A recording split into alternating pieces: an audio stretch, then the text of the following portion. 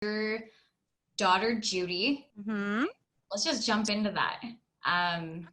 Judy was born a boy. Yeah, Judy is a really special kid, and I'm really excited to tell her story a little bit and share, some of the things I've learned, because there's so many moms that don't really know what to do, or I don't know, face a lot of hard things when their kids bring up hard things. Right. When we're sitting here on this topic, we're talking about equality. We're talking about people wanting to be treated like humans, and we're talking about them existing in our community. Like, this isn't something we made up. So this is important. Yeah, it's a really big part of it. I mean, when people talk about equality, it's not like pie, where you get less pie because someone else got pie.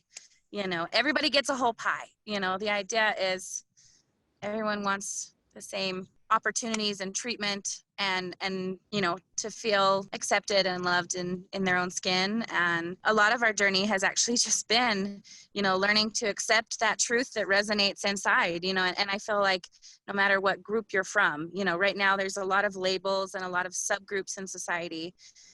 Everybody just wants to be accepted and feel safe and encouraged, and that starts at home.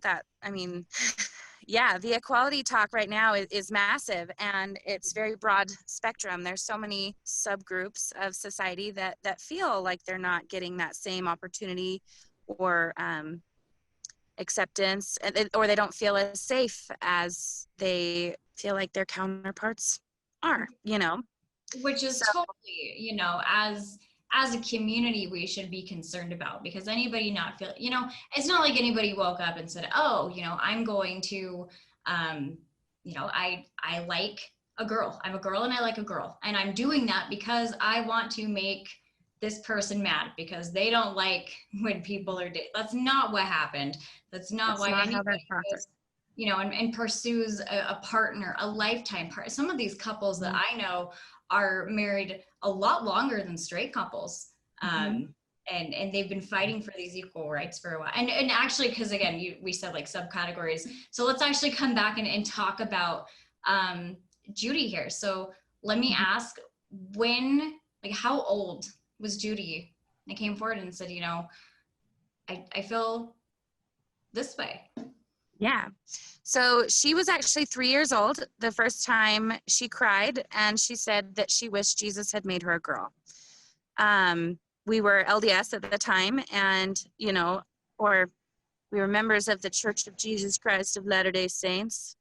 I no longer practice, and that just kind of came along with my journey as far as figuring all of this out.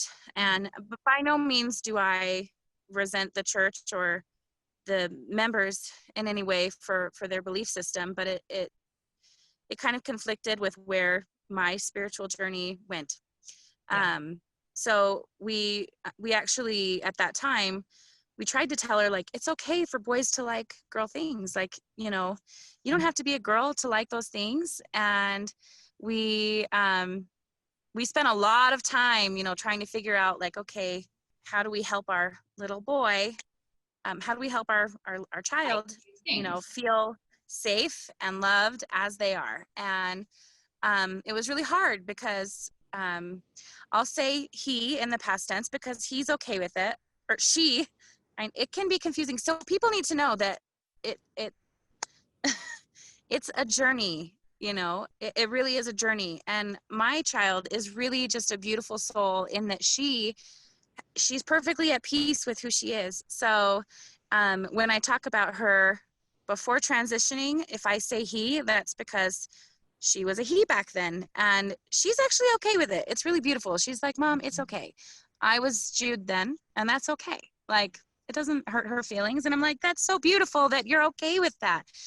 She's at one with herself, and it's beautiful. Should I just tell the story? Yeah, sorry. So she was 3.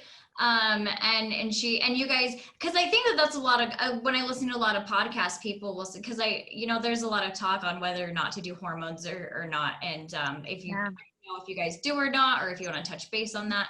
I would love to. So yeah, we'll come back to that. But the first thing that people say is that they say, why didn't you just tell them, like, normalize, like, wearing pink, like, be that strong, like, why did you just do that? And so it sounds like you guys did. Yeah. Mhm. Okay, so that's where So we I'll just jump right into the story. We tried to tell her, like, hey, you can be a boy that wears pink, like, it's okay.